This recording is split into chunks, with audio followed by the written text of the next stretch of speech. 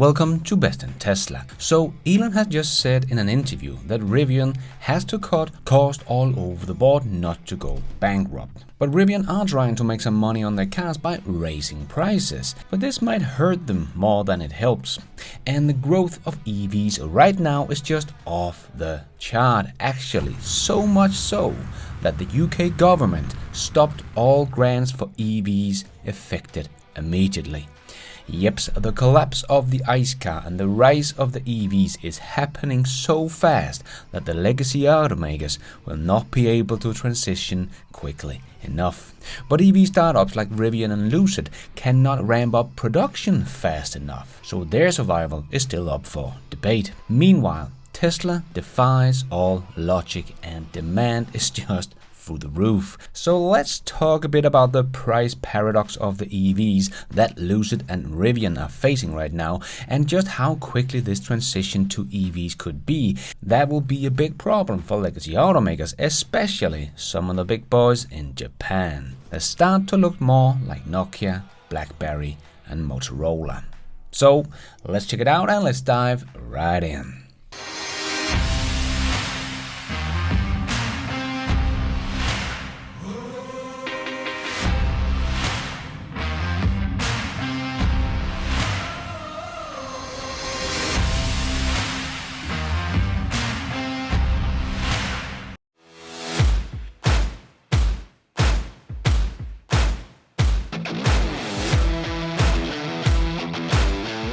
So, as Bob Lott said back in 2018 and 19, that Tesla had a problem because they were losing money on selling EVs and could not earn their money back on their ICE sales because Tesla doesn't have any ICE sales. But that was the advantage for legacy automakers because they didn't have to make money on their EVs because they could just earn their money back on their ICE cars. Yes, but that is only possible as long as you have a profitable ICE business. And what Bob didn't understand was that Tesla was actually going to become profitable even with better profits than what the legacy automakers can do on their ICE cars today. Legacy's ICE business is right now falling off a cliff, and it is not like legacy automakers earn a lot of money selling their ICE cars to dealerships. No, they earn most of their income on service and repairs of those ICE cars, which will also go away with the EVs, but it will also go away for the ICE cars as well. As I talked about before, when the legacy automakers no longer buy parts for their ICE engines because they stop making them, the supplier that makes those parts will not make them as well because they will likely go bankrupt. So when you come in with your old ICE car that need repairs and service, the chance is they can't even fix it because they cannot get the parts. So this will only accelerate the EV adoption even faster because keeping an old ICE car alive will become very expensive, if even possible, and probably sooner than people might think.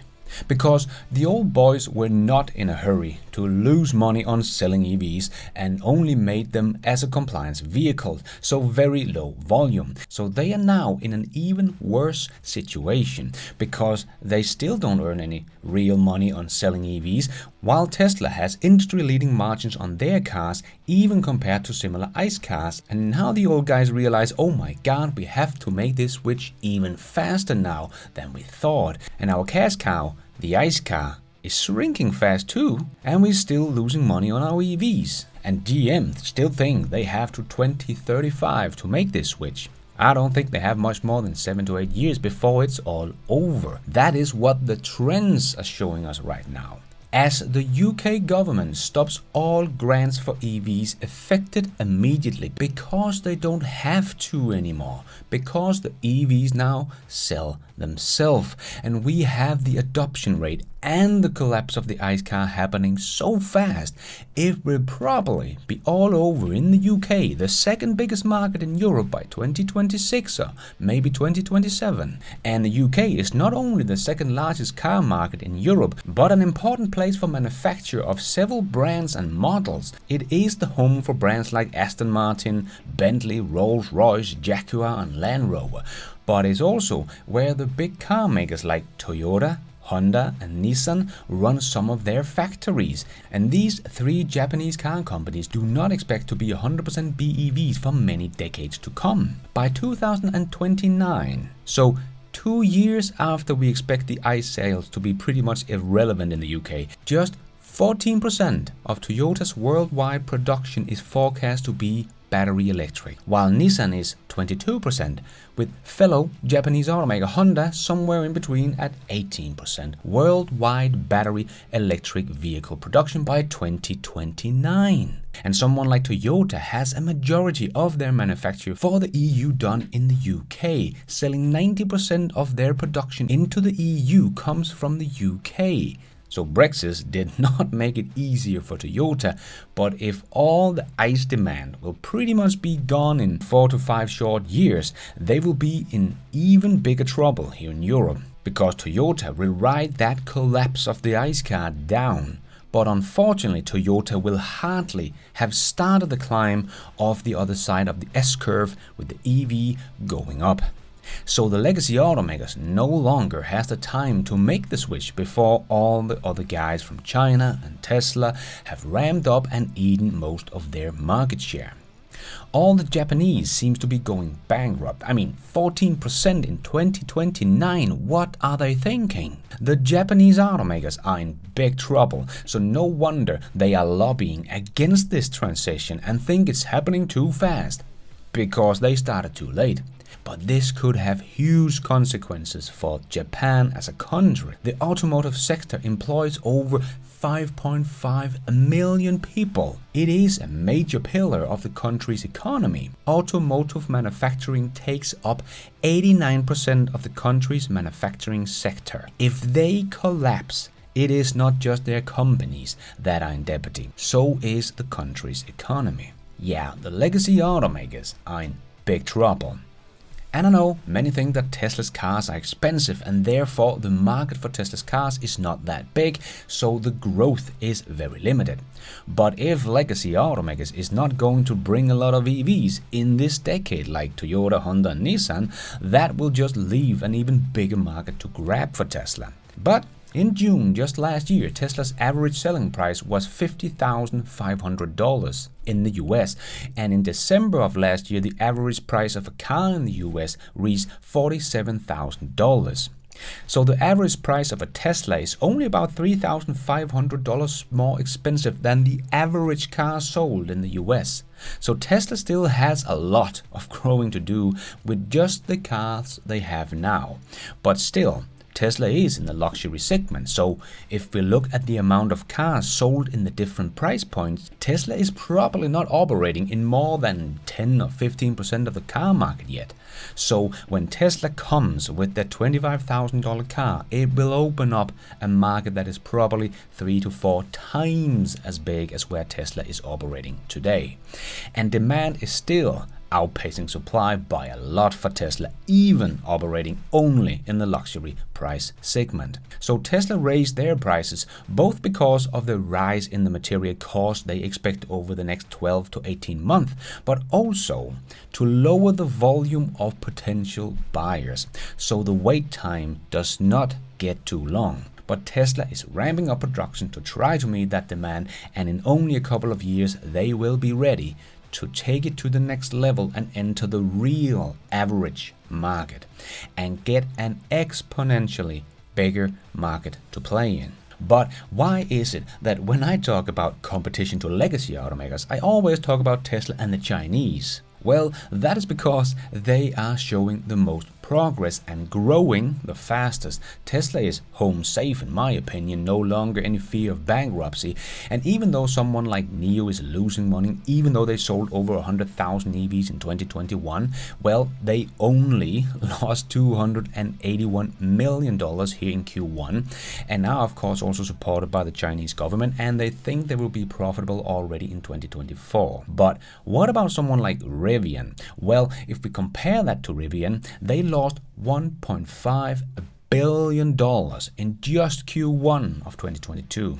So 281 million for NIO looks like a rounding error here compared to Rivian. As Elon also said in an interview that Rivian is heading for bankruptcy if they don't cut costs all over the board immediately. So even though Rivian has made a really amazing electric pickup truck, they still have to show they can get to profit before their money runs out. Remember, Tesla didn't get to be profitable before 2020 when they had their first year of profitability, and at that point they sold 500,000 cars. Tesla never got to profitability with only their luxury cars like the Model X and S, and they cost somewhere between $80,000 to $130,000. Even when they sold 100,000 of them, Tesla needed to get to high volume car production with the Model 3 before they were able to do so. And the trouble for Rivian is they don't really have high volume cars, and they just made their market even smaller because they raised their prices of the R1T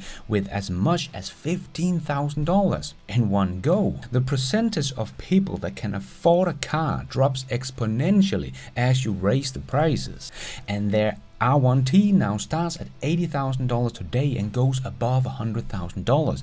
It is not a big market, and they just made it even smaller, making it even harder to get to high volume production if they simply don't have the customer base for it. Tesla only sold about 100,000 Model S and X's combined per year when production was rolling.